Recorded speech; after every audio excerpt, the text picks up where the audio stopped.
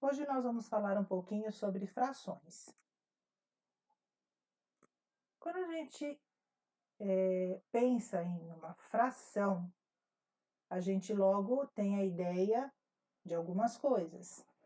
Por exemplo, a fração, ela nos passa a ideia de divisão. E essa divisão de alguma coisa inteira tem que acontecer sempre em partes iguais. Outra ideia de fração é a representação das partes de um inteiro. Se eu estou dividindo um inteiro, uma coisa inteira, em partes iguais, então essa fração representa partes de um inteiro.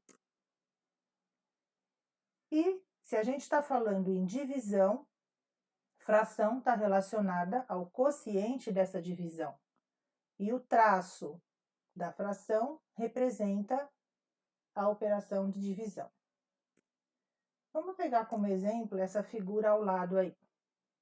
Considerando que essa figura seja um pedaço de papel e que eu tenha dividido esse papel em 6 partes iguais. 1, 2, 3, 4, 5, 6. Sempre, né, no caso de fração, a divisão são em partes iguais. Então, eu peguei esse papel, dividi em 6 partes iguais e eu preciso utilizar apenas 2 partes desse papel. Essas 2 partes que estão pintadas em azul. Então, eu posso dizer que eu precisei utilizar 2/6 do papel. Por que 2/6? Porque eu peguei 2 partes de um total de 6 partes. Então, nesse exemplo, a gente vai ter a fração 2/6. 2/6. A parte de cima da fração, o número que vem em cima do traço de divisão, se chama numerador. E o numerador, ele quer dizer as partes utilizadas do todo que eu dividi. Então, voltando, o que quer dizer o numerador? Nesse caso aqui, são as partes que eu considerei. Nesse caso aqui, eu considerei 2 partes de um total de 6. Então, o meu numerador vai ser 2. O número que vem embaixo da fração se chama denominador. Denominador significa o quê? Em quantas partes eu dividi o meu inteiro. Nesse caso da folha de papel, eu dividi a folha inteira em 6 partes iguais, então o meu denominador vai ser o número 6, e aí eu vou ter a fração 2/6. Nesses outros exemplos aqui, nesse primeiro, eu tenho um inteiro que foi dividido em 8 partes iguais. 1, 2, 3, 4, 5, 6, 7, 8. E eu considerei apenas 3 partes de um total de 8. Então, a minha fração, nesse caso, vai ser 3/8. São 3 partes de um total de 8 partes. Essa fração se chama fração própria.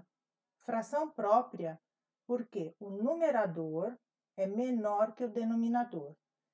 3/8. Quando eu tenho uma fração onde o numerador é menor que o denominador, isso quer dizer que ela representa uma parte de um inteiro que é menor do que 1. Por exemplo, se eu dividir 3 por 8, eu vou ter um resultado de 0,375. É maior do que 0 e menor do que 1. Então, sempre quando eu tiver um numerador menor que o denominador, eu tenho uma fração própria, que representa quantidades maiores que 0 e menores do que 1 inteiro. Nesse segundo exemplo aqui, eu tenho 2 inteiros, né? 2 partes, e cada uma delas está dividida em 4 partes. E aí eu peguei 1, 2, 3, 4, 5, 6 partes de inteiros que foram divididos em 4 partes. Então, nesse caso, eu vou ter uma fração 6/4. Como é que eu posso pegar 6 partes de um inteiro que foi dividido só em 4? Então, o que vai acontecer aqui? Eu vou precisar pegar todo o inteiro e vou precisar de mais um outro pedaço dividido em 4 partes iguais para eu pegar as 2 partes que faltam. Então, eu quero pegar 6 partes de um inteiro dividido em 4. Só que eu não consigo pegar 6 partes de um inteiro que foi dividido em 4. Então, eu vou pegar o todo, que são 4 partes, e vai me faltar ainda 2 partes. Então, eu vou precisar de mais um inteiro dividido em 4 partes para eu pegar 2 partes. Quando eu tenho uma fração onde o numerador é maior que o denominador, eu tenho uma fração imprópria. As frações impróprias, elas representam mais do que um inteiro. Se eu fizer a divisão 6 dividido por 4, meu resultado vai ser 1,5. Então, é um inteiro e mais metade do outro inteiro, ok? Eu tenho aqui, ó, um inteiro, eu precisei de pegar esse todo e mais metade do outro. Quando acontece isso, essa fração aqui, ó, 1 inteiro e mais meio, eu tenho um número misto. Número misto porque eu tenho uma parte que é a parte inteira, representada pelo número 1, e a outra parte, que é a parte fracionária, representada pela fração 1/2. Nesse último exemplo, eu tenho um inteiro que foi dividido em 4 partes, e eu peguei todas as partes, todas as 4 partes.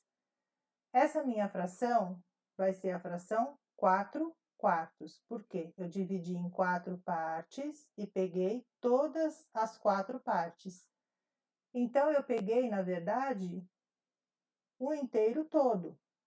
Se eu for dividir 4 por 4, vai dar o resultado 1.